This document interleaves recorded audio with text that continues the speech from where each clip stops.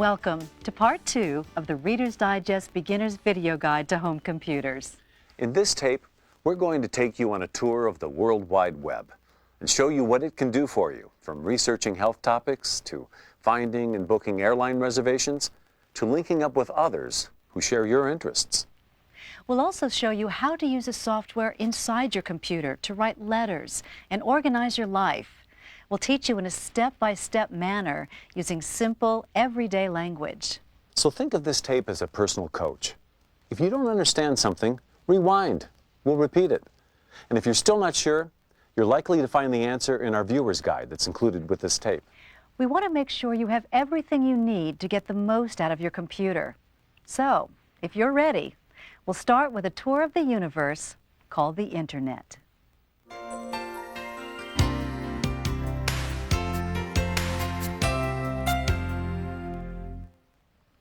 In our last tape, we introduced you to the world of email.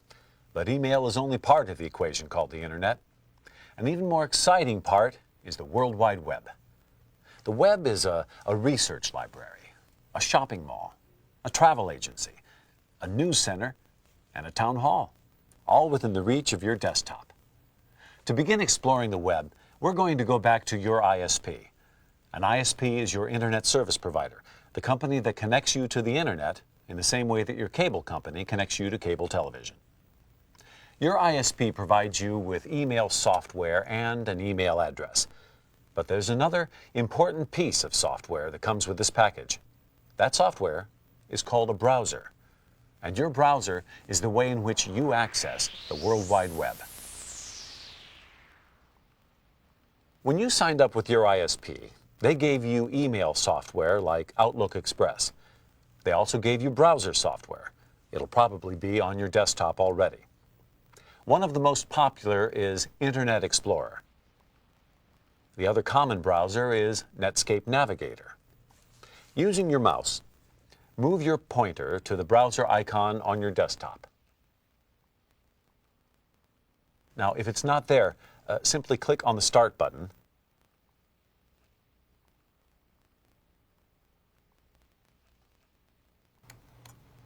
Then click on Programs and see if you can find it in the Programs menu.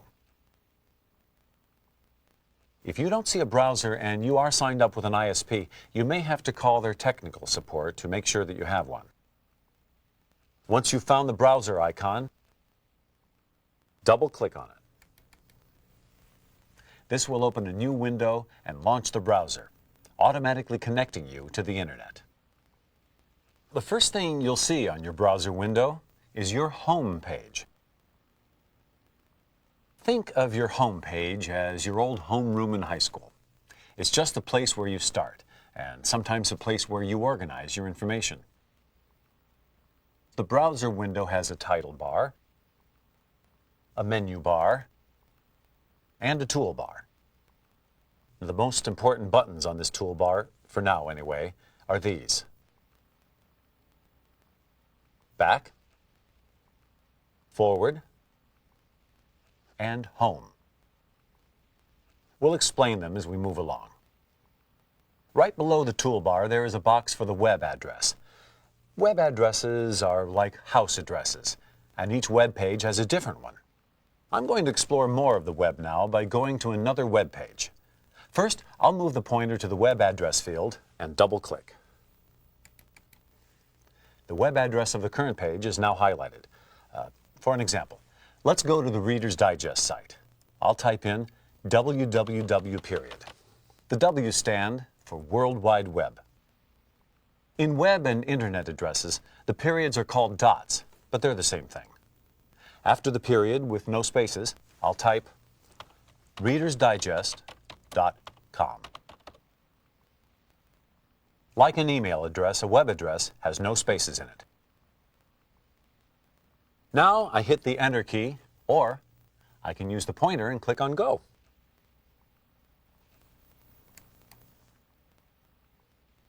The browser is now searching the entire web for this address, but within seconds, the Reader's Digest web page will appear.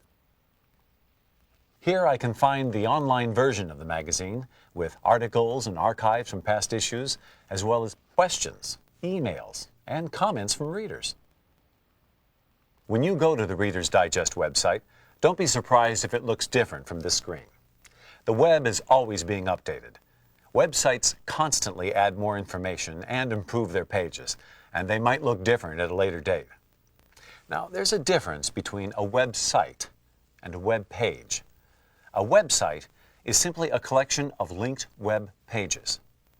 ReadersDigest.com is a website, and each of the articles is a different web page. Web pages are linked to each other through buttons that connect you directly to another page. You can always recognize a link because it's either clearly marked as a button or some text is highlighted or underlined. When you click on the highlighted word or on the button, you will instantly be taken to a new page. Let's try moving to different links on the Reader's Digest website. Now, I'm going to move the pointer to the link on the Reader's Digest site marked in this issue and click.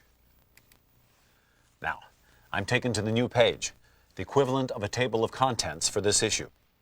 I can move the pointer to one of the articles and click on Read the article online. Now I'm at a different web page with the complete Reader's Digest article in front of me. There are thousands of web pages to explore, but fortunately, you cannot get lost on the web. Near the top of the page are the buttons we talked about earlier. When I click on the back button, I'm now back at the previous page. I'm going to click on the back button again. Now I'm at the page before that. You can use the back button like breadcrumbs through the woods, finding your way back home or to previous sites you might want to explore. The forward button works the same way. After you've gotten deeply into the web, you can get back to your starting place by using the back button repeatedly. But there's a simpler way. Just move your pointer to the toolbar and click on the Home button. This will bring you back to square one at your home page, no matter where you are in the web.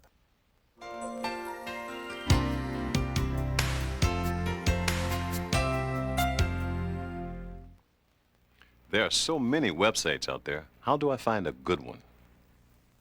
Well, there are literally millions of sites on the World Wide Web.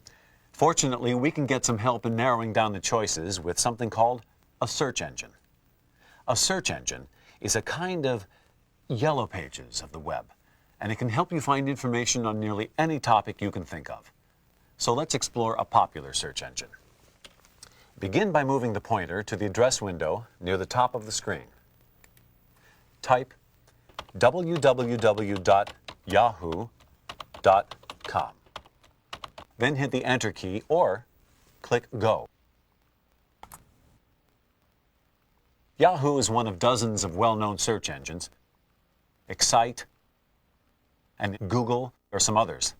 With a little exploration, you'll find out which are your favorites.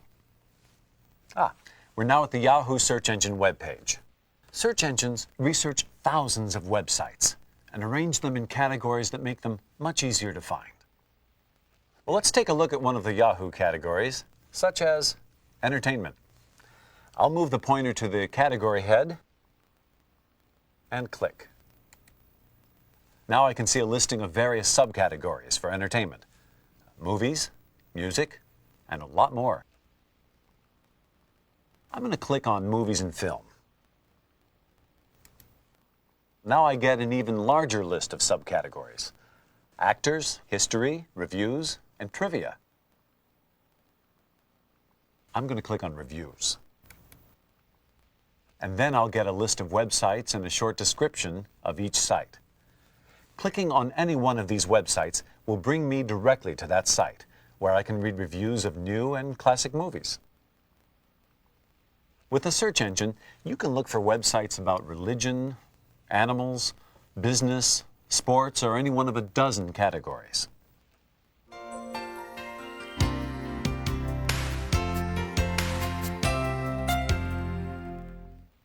Let's say you have a specific research topic in mind. Now, one of the most popular things to research on the web is health. No matter what the health topic, you'll find information about it on the web. So, as an example, let's research high blood pressure. There are a lot of good health sites on the web, but I'm going to try this one. I'll click on the address box and type www.cbshealthwatch.com. Well, now this brings me to a large website. It's filled with articles and health news, tips, suggestions, a medical dictionary, and more. There's also a search field at CBS Health Watch. So I'm going to click on the search box, then type high blood pressure, then click on Go. Now I have access to hundreds of articles on high blood pressure from many different publications. Some define the condition, others discuss detection, treatment, cure, and prevention. Well, let's look at another health site, planetrx.com. PlanetRx offers a community forum. Now, this forum or message board functions somewhat like a local bulletin board. People pin up questions or comments. Then other people pin up answers or comments below that. And still others respond to that. There are thousands of discussion pages and message boards across the entire web. Some are devoted to specific topics. Some are aimed at specific age groups. And some just connect like-minded people. Let me show you one other shortcut. If you want to come back to this site or return to any other site you think you'll visit frequently, move your pointer to the toolbar and the button marked Favorites. Click once. Now, move your pointer to the line that says Add to Favorites and click. Yahoo is now available to you at a single click wherever you are on the web, without having to click back to it and without having to remember its name. Whenever you want to access this site, you simply have to click on the Favorites button on the toolbar. Then move down the menu to the site and click again. You can put any site that you think you might visit frequently here, but a search engine like Yahoo or Google is a good site to have in your list. A search engine can be your first step in a long and exciting exploration into the World Wide Web.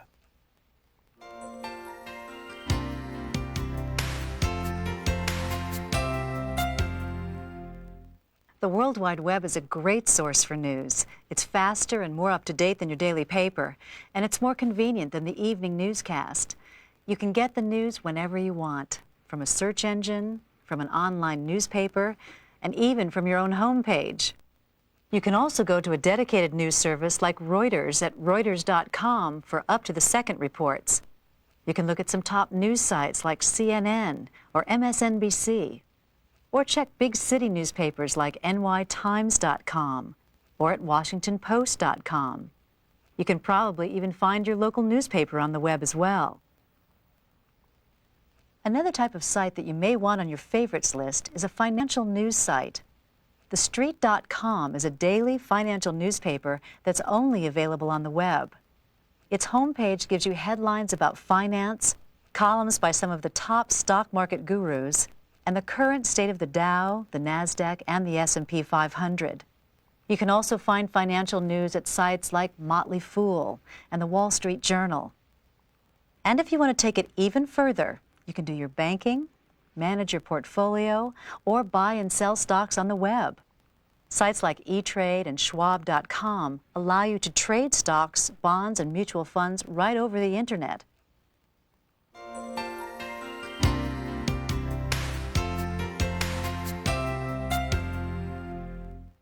I've heard I can trace my family roots on the web. Is that hard? One of the most popular topics on the web is genealogy, or tracing your family tree. You can go to a search engine like Yahoo or Google and type genealogy in their search box. You'll get a list of dozens of categories and hundreds of sites.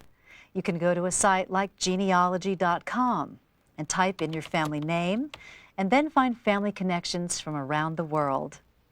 You can begin constructing your family tree and link up with others who possibly share common ancestry. In fact, No matter what activity you can think of, there's probably a website to do just that.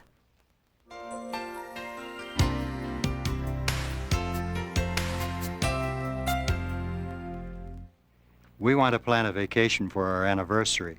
Can we do that on the web? Well, it's not only possible to plan a vacation on the web, it's simple.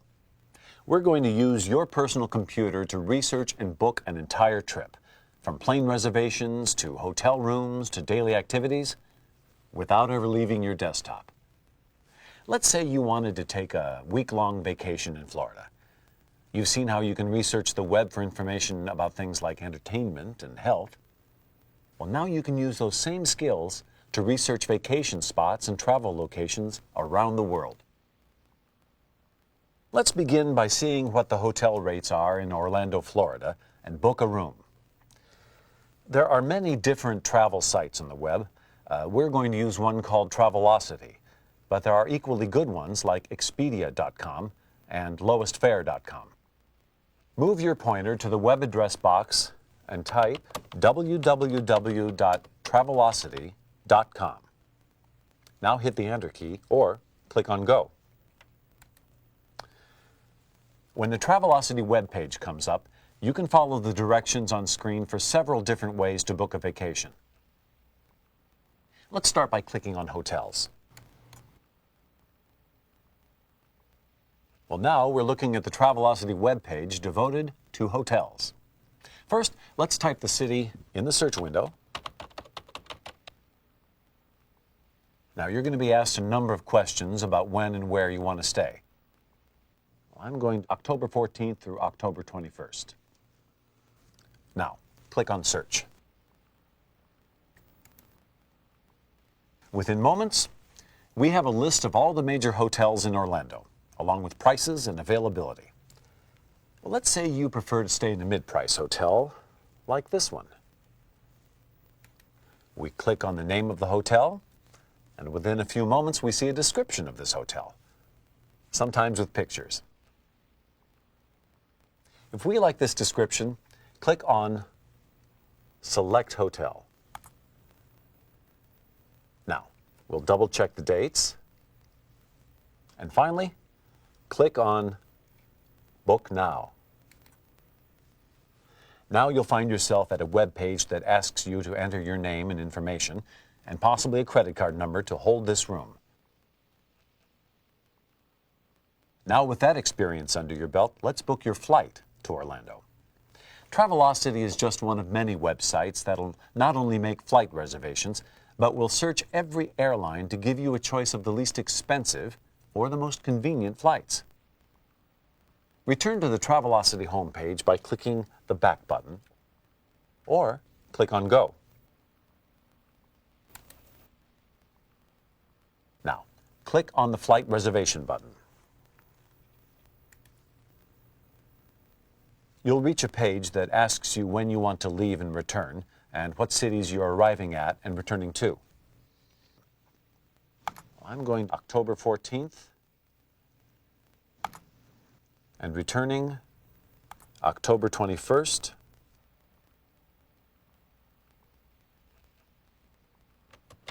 Leaving from Chicago and arriving at Orlando. Now you can tell the search engine which times you'd prefer to travel. I'm going to put in a 10 a.m. departure and a 10 a.m. return. Now, I'm going to tell the search engine to look for the least expensive fare. Click on the search button and wait while it scans the entire web. You can also search by a specific airline that you prefer or by flight times that you prefer. The website has now finished its search. Before you is a list of the cheapest flights to Orlando on the day you want to travel. Over a dozen different flights from various different airlines at or near your preferred departure times. You see, with airline ticket prices varying to such a degree, you can save several $100s by using the web. Well, I'm going to travel on a budget, so I'll choose the least expensive flight that's nonstop. I'll click on that flight, and a new web page will appear, which will ask me for all the information the airline needs to book my flight. When I finish entering this information and click on the appropriate button, the reservation is made and they can mail me the tickets tomorrow. Or they can give me an e-ticket, an electronic confirmation that means the ticket will be waiting for me at the airport when I arrive. I can also use a travel site to reserve a rental car or buy tickets to attractions, following almost the same procedures as booking a flight or booking a hotel. And if I don't know my way around Orlando, the web can give me a map and driving directions. In fact, you can get maps and driving directions from www.mapquest.com. The map web page will ask you where you're starting and where you want to go. Well, I'm going to type Orlando International Airport.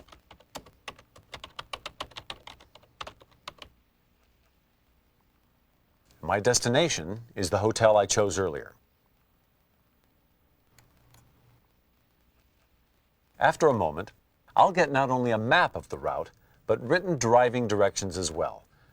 You can use map websites to get directions to anywhere.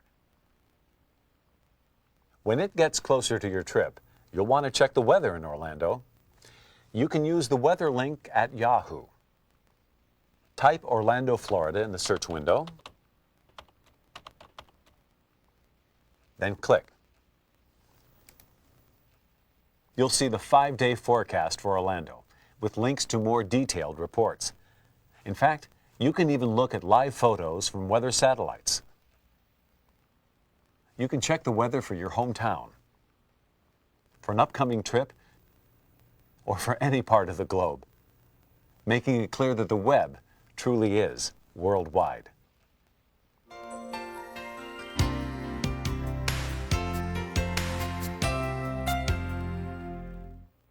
I keep hearing about e-commerce and about people buying things on the internet. How easy is it to do that? Shopping on the web is easy. As a matter of fact, what you've just been doing by researching a vacation and booking travel arrangements is often called e-commerce. E-commerce simply means buying and paying for things electronically. Now we're going to go on tour of a virtual shopping mall, a mall we build ourselves, filled with the merchandise we want to buy in the stores we want to shop in. It's faster than a normal mall, it's less expensive, and there are no parking lots. There are lots of popular e-commerce sites. For example, let's try gifts.com. From your homepage, click on the address line and type www.gifts.com. Now hit enter or click on go. You'll soon see the gifts.com page, which features great gift suggestions and special offers. I need to buy a wedding present for a relative. I could look through the online catalog, or I can do a special search. I'm going to type wedding in the gift.com search box and click on search.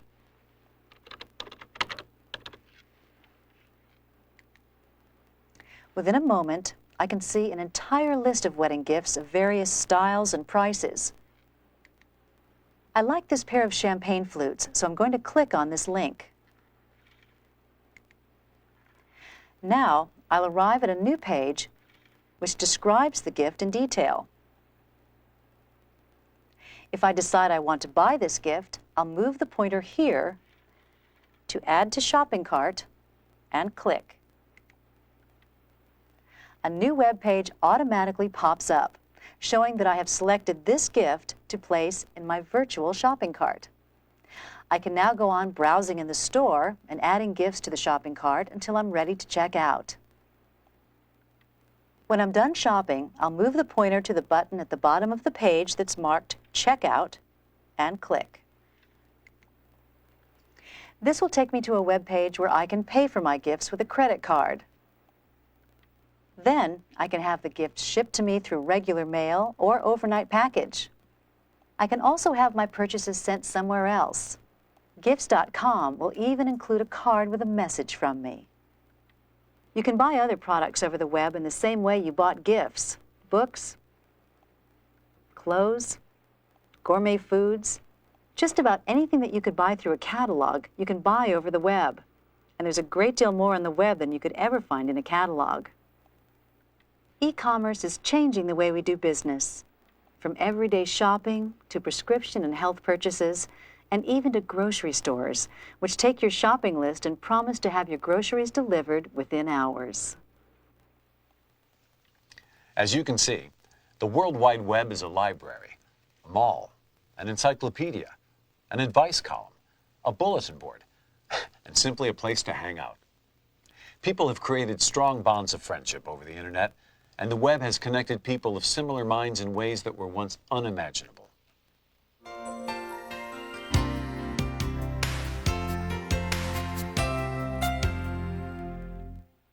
It's true that the web is the world, but there's also an amazing world right inside your computer.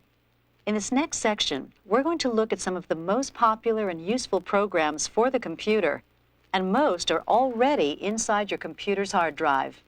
We're going to explore accessories like calculators and art programs, the address book, and word processing in depth. So let's see what your computer can do to change your life for the better.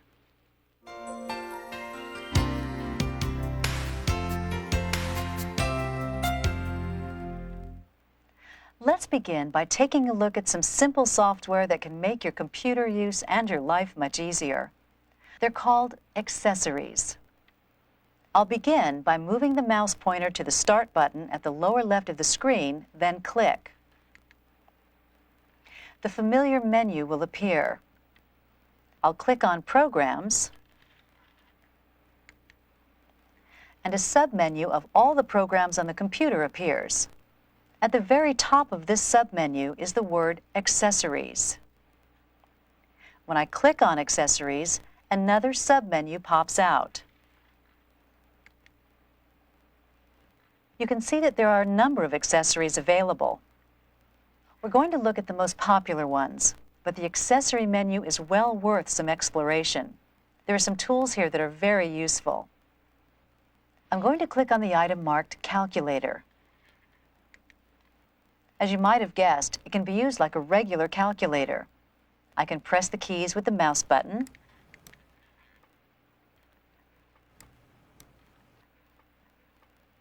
or use the numbers on my keyboard.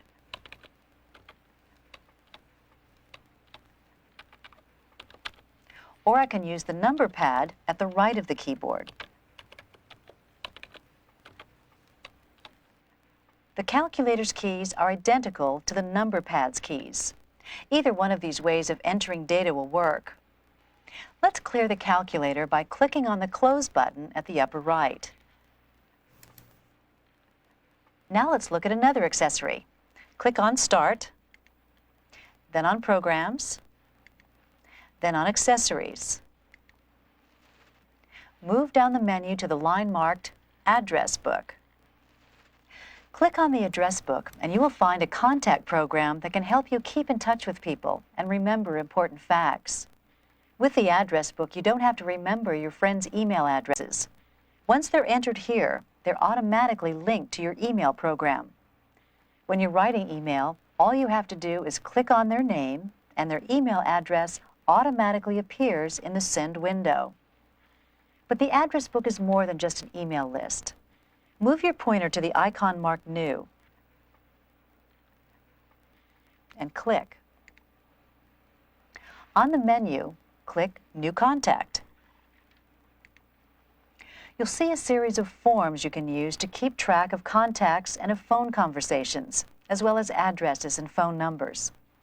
Not only can you enter the usual information of an address book, but you can also enter information about their job or business. You can enter the name of your contact's spouse and children. You can also make notes about the contact or keep a log of conversations and phone calls. The accessory address book can be a helpful way to stay in touch with your friends and family, and it can be a powerful tool for keeping track of business and professional contacts. The accessory menu also lets you place CDs from the CD-ROM drawer.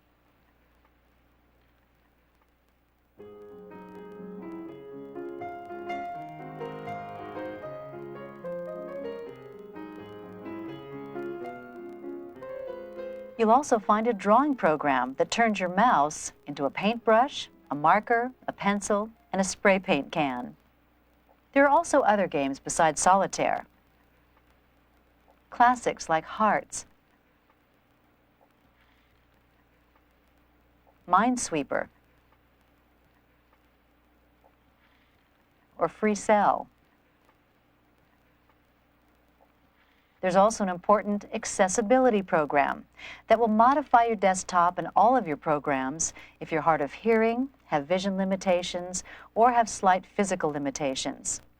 Failing eyesight, poor hearing, arthritis, or carpal tunnel pain don't have to limit your ability to use your computer. The accessory menu is one of those small details inside your computer that can make your life and your computer use much easier. And there are other programs and functions in your computer that are helpful and fun. So go ahead and explore. You may be surprised at what you can find and what you can get your computer to do.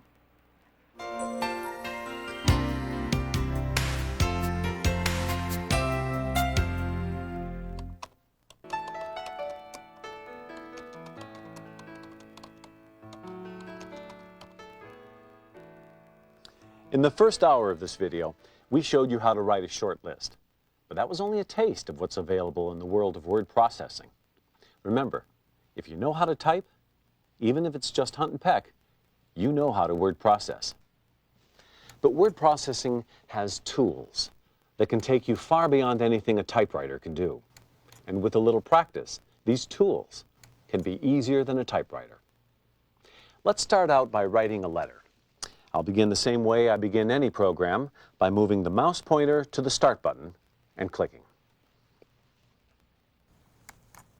Once the Start menu has appeared, I'll move the pointer up to Programs and click. We're going to use Microsoft Works here, so I am going to click on Works, then click on the word processor in this submenu. Just as before, once the program begins, you will see a window that looks like this. As always, the title bar is at the top, with the name of the program on the left, and the minimize, maximize, and close buttons on the right.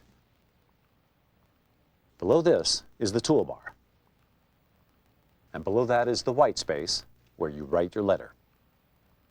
Let's begin simply. Dear Harv, I enjoyed having lunch the other day. Thanks for all your help. It's great to have a friend who is so knowledgeable. I hope we can do it again, maybe next time, with both families. Sincerely, Marcus. The first thing you might notice is that there are some words that are underlined in red. I didn't plan to do that, so what is it? It's probably obvious with the first underlined word. This is a typo. You see, Microsoft Works and many other word processing programs automatically check your spelling and often automatically point out mistakes to you. So, how do I go about fixing these mistakes?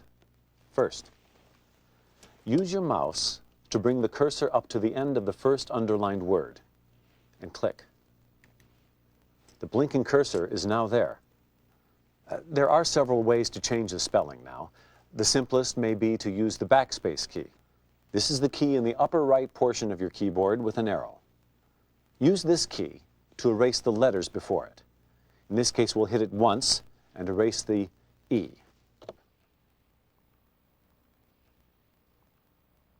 Now we'll type R and replace it.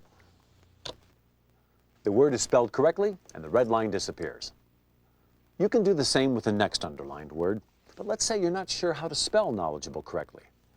Well, that's all right, because the computer does know how to spell it. Move your cursor so it's somewhere in the middle of the word knowledgeable. Now double-click. This will highlight the entire word. Now move the cursor to the toolbar and click on Tools. A menu will appear. Move your cursor to the words Spelling and Grammar and click. Instantly, a small window pops open with the correct spelling and possible alternatives. You see, there's a dictionary built into your word processor that checks the words as you type them. And you don't even have to retype the mistaken word now. Simply move your cursor to the button marked Change and click. The window disappears. And now look at your letter. The word knowledgeable has been spelled correctly automatically. When you finish a document, no matter how long, you can double-check the spelling for the entire document with just a few mouse clicks. In order to check an entire document, move the cursor to the taskbar and click on Tools. Now, click on Spelling and Grammar again. Since you haven't highlighted a word, the program checks the spelling for everything in this document. And since the dictionary doesn't recognize the name Harv, it flags it as misspelled and offers some alternate spellings. But you know more than the computer, so you simply tell it to ignore the name Harv because you know that that is spelled correctly. Click on the Ignore button, and the computer will continue to spell check. You see, you can ignore or change any word that the computer brings up in the spell check. Once you've checked the spelling and are happy with a letter, you have to save it. So let's review how you save a document. First, move your pointer to the File menu and click. Then, move down the menu to Save and click. If it's a new document, the software will ask you to name it and will ask you where you want to store this file. Normally, you'll want to save your documents in the folder called My Documents. Now, you must give the document a name. I'm going to call this Letter to Harv. Then move your cursor to Save and click. Your letter is now saved.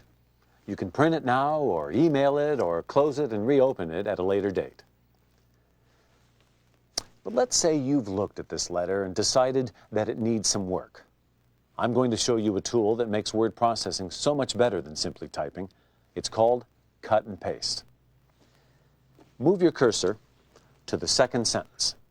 Now, I'm going to cut this sentence and move it to the end of the letter. To cut the sentence, I'll select it first. In order to select this sentence, I move the mouse pointer to the first word of the sentence. Now I hold down the mouse button and drag the pointer to the end of the sentence, keeping the mouse button pressed down.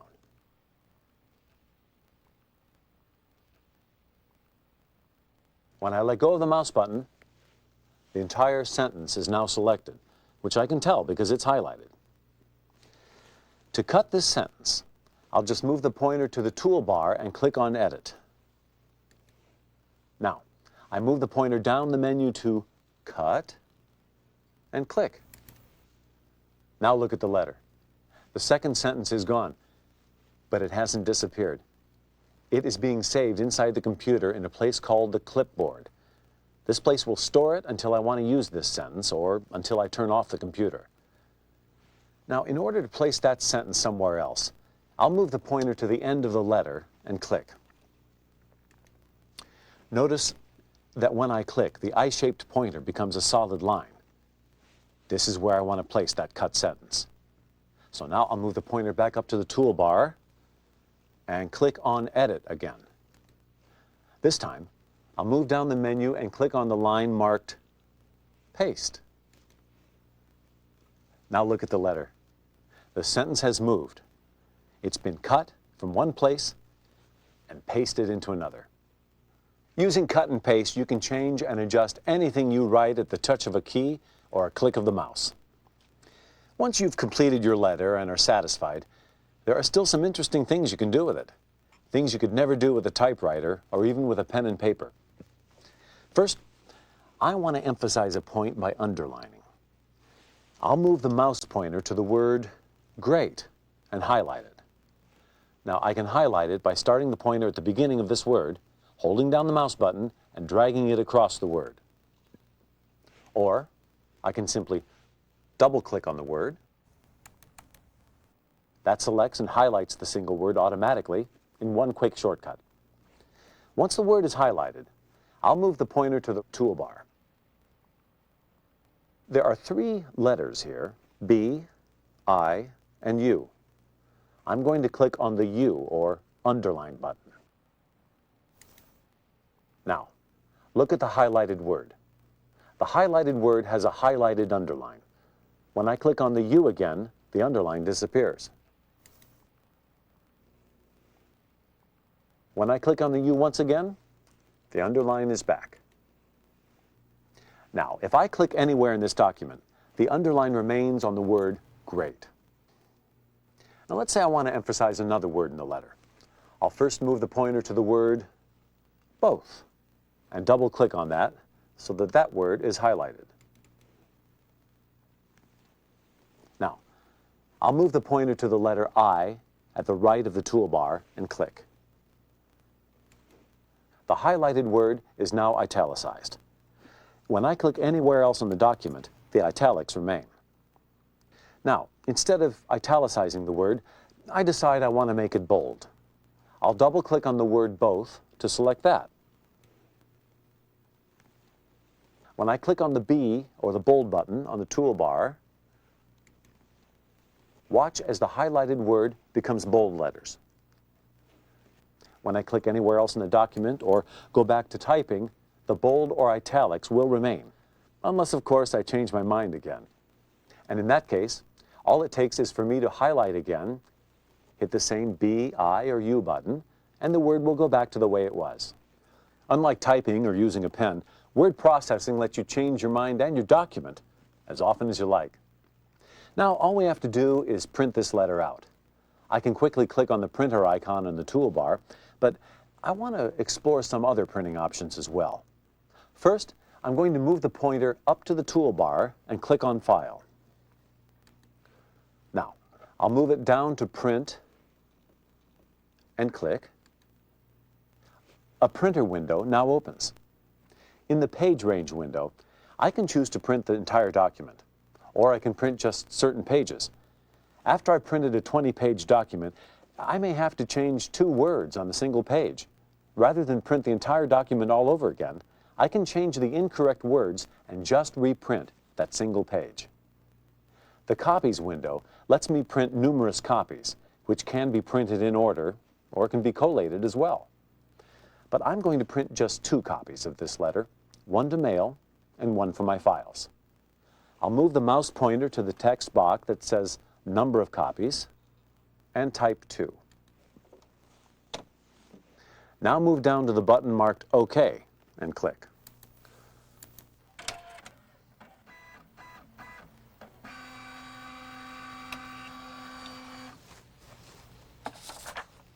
The letter prints out and it's ready to be mailed. Beginning to use a word processor really isn't much different from using a typewriter. The difference, however, is that once you've mastered the typing part, there is so much more you can do and so much more you can explore, all within your computer.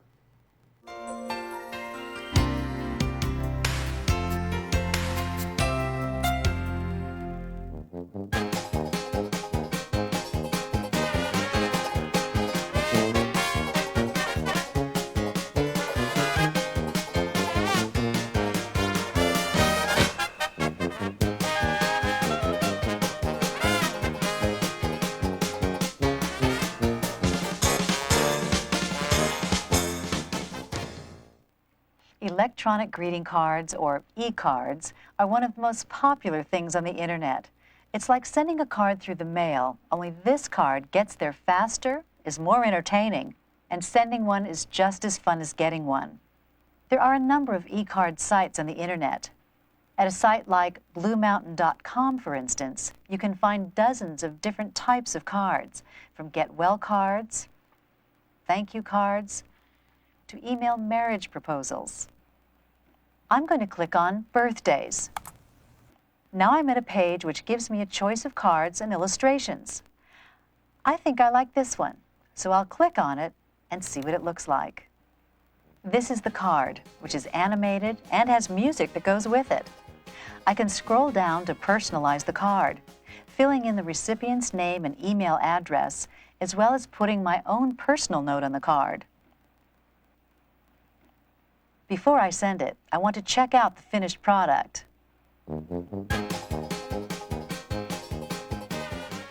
This is the e-card my friend will receive, and I can send it today or choose the date I want it to be mailed. Now, all I have to do is click on Send, and off it goes. See? You don't have to be a computer genius to be able to send a personalized, animated, music-enhanced electronic greeting card. We've introduced you to a lot of new computer terms in Part 2. Let's take a quick and easy review of some of the most important words and concepts you've learned. World Wide Web. The World Wide Web is one of the most exciting uses of the Internet. The web gives you access to information from around the world. Every web address begins with the letters www.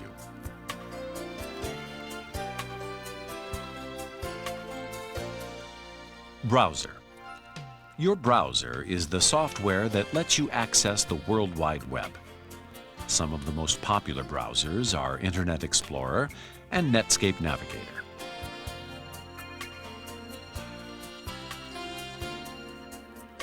Website. There are millions of websites on the Internet.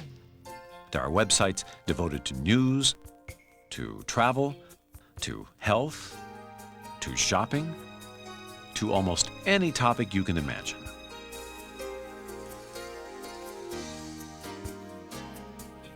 Home page. Your home page is the first page you see on the World Wide Web. It's simply the place where you start. Whenever you want to get back to your home page, simply click on the button on the toolbar marked Home.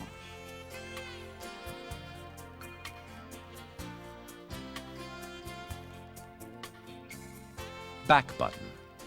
You can return to any page you've been to by clicking on the back button.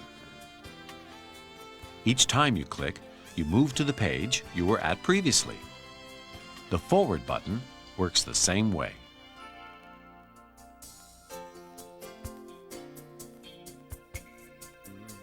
Search engine.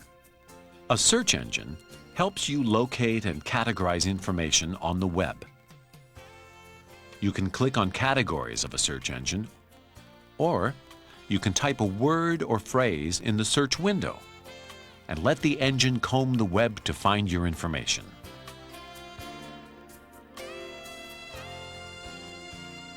Favorites. When you find a website that you want to refer to again, like a news site, you can mark it by putting it on your favorites list. Every time you want to go back to it, just click on Favorites, then click on the website's name, and it will appear on your screen.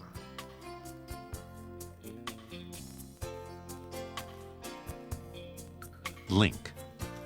A link connects one web page to another.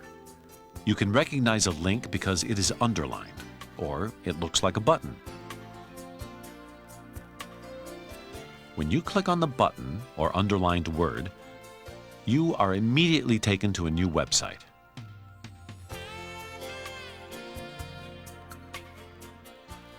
E-commerce. E-commerce is the term for shopping on the web. You can buy gifts, books, CDs, groceries, and hundreds of other products.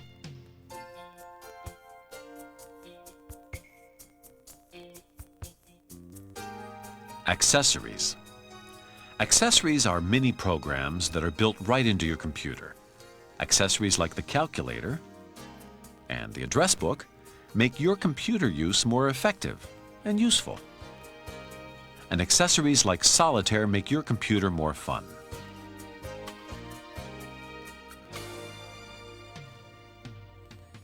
Paint box. The paint box is a really neat accessory that allows you to draw and create your own pictures on your computer.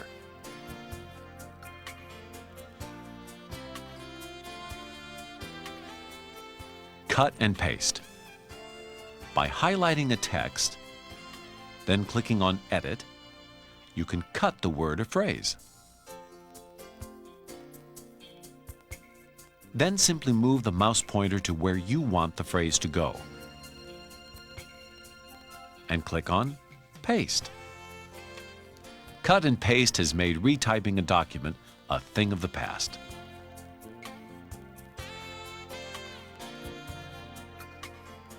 Highlighting. You highlight a word or phrase by double-clicking or dragging over it. When a word is highlighted, you can make the word underlined, give it italics, or make it bold, all with the click of a mouse.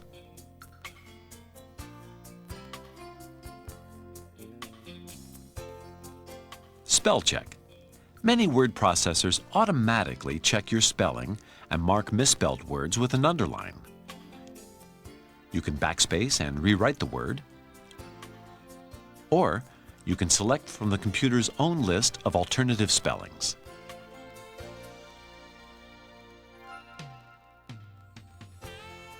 E-cards. E-cards, or electronic cards, are greeting cards that you can send over the internet.